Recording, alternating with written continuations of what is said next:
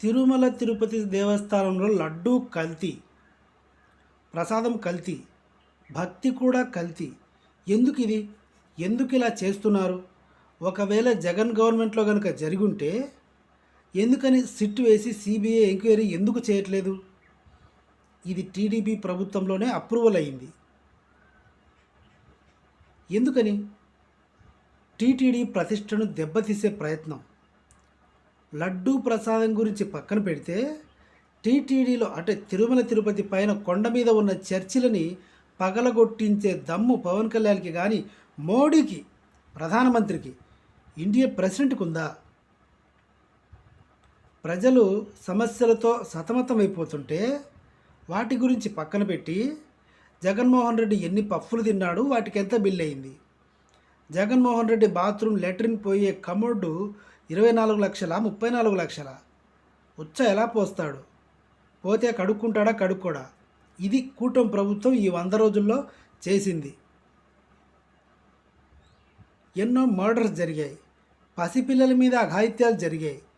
కొన్ని పదాలు నేను వాడదలుచుకోలేదు, ఎందుకంటే నా కమ్యూనిటీ గైడ్లైన్స్ ప్రకారం అలాంటివి వాడితే నా ఛానల్ ఒప్పుకోరు యూట్యూబ్లో. ఆ గలీజు మాటలు నేను మాట్లాడదలుచుకోలేదు. ఎక్కడ రాష్ట్రంలో మర్డర్ జరిగినా కూడా ఆడు టీడీపీ సింహం రా అని చెప్తున్నాడు. వినుకొండలో అలాగే జరిగింది. మటన్ కొట్టే కత్తితో మర్డర్ చేసి వాళ్ళ బంధువులందరికీ వార్నింగ్ ఇచ్చాడు. టీడీపీ సింహం రా, నేను వచ్చేవారం నిన్ను చంపుతా, మళ్ళీ వచ్చేవారం నిన్ను చంపుతా. వీళ్ళు మంచోళ్ళు, కూటమి ప్రభుత్వం. నిన్న మా ఇంటికి ఒకడు వచ్చి స్టిక్కర్ అంటించిపోయాడు, ఇది మంచి ప్రభుత్వం అని. ఎవడు చెప్పాడు? వాళ్ళకి వాళ్ళే అనుకుంటున్నారు మంచి ప్రభుత్వం అని. సరే, మ్యాటర్ నుంచి ఎక్కడి నుంచో ఎక్కడికి వెళ్ళిపోతుంది. అసలు విషయం ఏంటంటే, ఈ వీడియోలో నేను చెప్పాలనుకున్నది, లడ్డు పవిత్రంగా లేదు అన్నది మీకు ఉన్న భయము, భక్తి, అపచారము అన్నట్టు మీకు అనిపిస్తే మరి చర్చిలు? తిరుమల తిరుపతి దేవస్థానం హిందువులది, హిందూయిజం, భక్తి, కలియుగ ప్రత్యక్ష దైవం వెంకటేశ్వర స్వామి గారు. మరి చర్చిలు ఎలా పర్మిషన్ ఇచ్చారు? చర్చిలు ఎందుకు కూలగొట్టట్లేదు?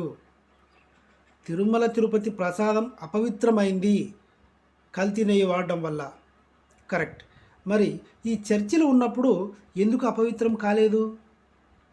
అంటే తిరుమల తిరుపతి గుడి ఎవరు రాకుండా ఉండడానికి, ప్రతిష్ట దెబ్బతీయడానికి చేసిన ప్రయత్నమే ఇదంతా. ఇప్పుడు చూడండి, ఈ తిరుపతి లడ్డూలో భాగంగా అందరూ లడ్డు లడ్డు అని మొత్తుకుంటుంటారు. ఈలోపు వైజాగ్ స్టీల్ ప్లాంట్ అమ్మేస్తాడు చంద్రబాబు నాయుడు. వీడియో నచ్చితే సబ్స్క్రైబ్ చేయండి. మెయిన్ విషయం ఏంటంటే, ప్రజా సమస్యల గురించి ఆలోచించకుండా లడ్డు తిరుపతి స్టీల్ ప్లాంట్ ఇదే ఆలోచనలోనే ఉన్నారు. రాష్ట్రంలో ఏ ప్రాబ్లం వచ్చి కష్టం వచ్చినా సరే అది తీసుకుపోయి జగన్ ఎత్తినేయడమే, జగనే చేశాడు అని. జగన్ ఇప్పుడు ఒక సాధారణ ఎమ్మెల్యే, అంతే. సాధారణ ఎమ్మెల్యే, ఆడికి భయపడతారు. ఏం జరిగినా జానీ మాస్టర్ రేప్ కేసు అనగానే తీసుకుపోయి జగన్ కావాలని చేశాడు. వర్షము పైనుంచి వస్తుంది కాబట్టి సరిపోయింది. వరదలు వచ్చినప్పుడు వర్షం పైనుంచి వచ్చి వరదలు వస్తున్నాయి కాబట్టి సరిపోయింది, భూమిలోంచి వస్తే జగన్మోహన్ రెడ్డే చేశాడు అని బురద జల్లే ప్రయత్నం చేస్తారేమో. ఎందుకని మంచిది, జాగ్రత్తగా ఉండాలి జగనన్న.